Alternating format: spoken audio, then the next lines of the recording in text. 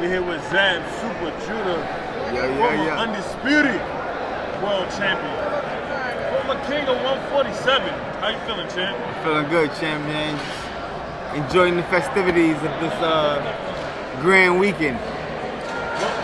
How it felt to you being that, like, you get to come enjoy events like this now, where this 10 years ago, this was you. You was the king of the boxing kingdom, especially one of the most glamorous divisions in boxing.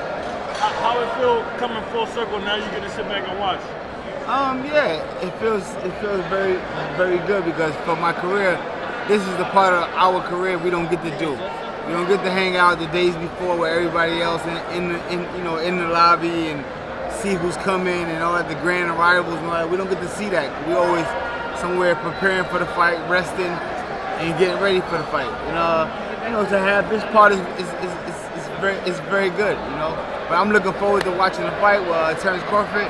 I'm a fan of Terence Crawford. I like the way he fights. You know what I'm saying? He's a left-hander.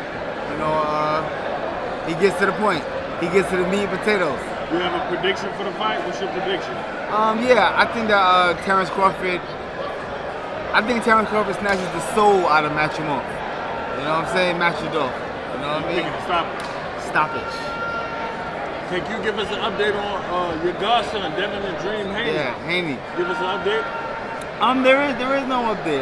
You know what I'm saying? Not, for me, Devin's he's good. He's chilling. You know what I'm saying? He's in great spirits. He's just enjoying himself. You know He's what still I'm saying? undefeated. Still undefeated. You know what I'm saying? Still undisputed. Still that guy. You know what I mean? And whenever he's ready to make his grand entrance and information back to the world, we all know at the same time. Who you want to see him fight next? On that part, I just let him, let him pick where he's comfortable at. You know what I'm saying? Where he's comfortable at, because who knows better than you? You know what I'm saying? If you came to me and said, yo, Zach, I want to fight then I gotta go. Well, let's go, baby. Let's go. I see you fighting. So What do you think of Canelo and Berlanga? This fight coming up in September. It's a good fight. It's a good fight. You know what I'm saying? And the reason why I say that is Berlanga. This is another level for him to get to. In boxing right now. But he is a knockout artist. He does have like a 90% knockout ratio of the guy that was put in front of him. You know what I'm saying? But stepping up, we all know it's a big step up. Fighting Canelo. Canelo's another type of animal, another type of beast. You know what I'm saying? Can Berlanga get it done? You gotta always go with the youth. So I'm gonna always go with the youth on this one, and y'all know for a fact I'm always going with Brooklyn. Okay. New York. Let's get it. What are your thoughts on the Tank versus Shakur fight? You know what? I said that I'm gonna stay away from that fight right now, because that fight is not 100% in stone. We don't know if that's gonna happen. But when the fight does happen, one thing I can tell everybody, it's gonna be fireworks. It's gonna be action. It's gonna be packed. You better get your tickets early. Get your hotel rooms early. You better matter of fact, order your rental cars early. It's one of them kind of fights. Whatever city or wherever I know it's gonna be at, it's gonna be a major event. I know it. When you were fighting, you were one of the most explosive fighters. You came in. You were definitely a knockout artist, but you could box. You could box with the best of them. Right. How do you feel about the criticism Shakur Stevenson's been taking in the boxing world about his style and how he's quote unquote boring or not sellable as a fighter? You know what?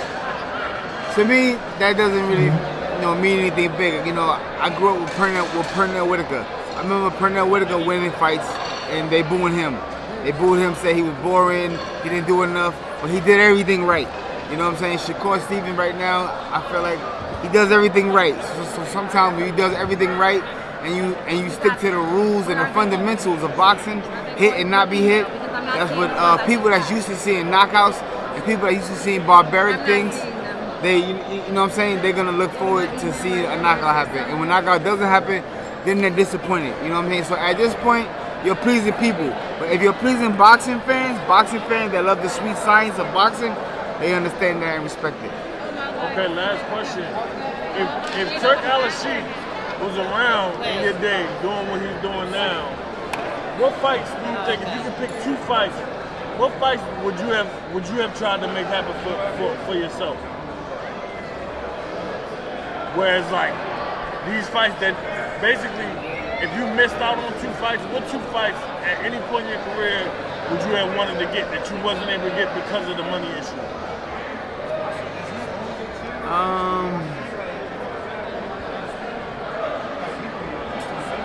I don't know, because I didn't really have money issues with these guys. My guys just was like, we're not fucking with him. We're not fighting him. That's it. They like, no. He's a southpaw, he's fast, and he got power, and he's ferocious with it. So, you know what I'm saying? I would probably say the fight that's probably skipped by me, that was mega at the time, that was kind of like an East Coast, West Coast good fight, was Oscar De La Hoya. You know what I'm saying? I mean, Turkish Al-Sheikh, if he was around at those times, he could have probably been the one that probably could have fit that kind of bill, yeah. Okay, thank you, champ. I appreciate your time. Appreciate you too, you know that. All right.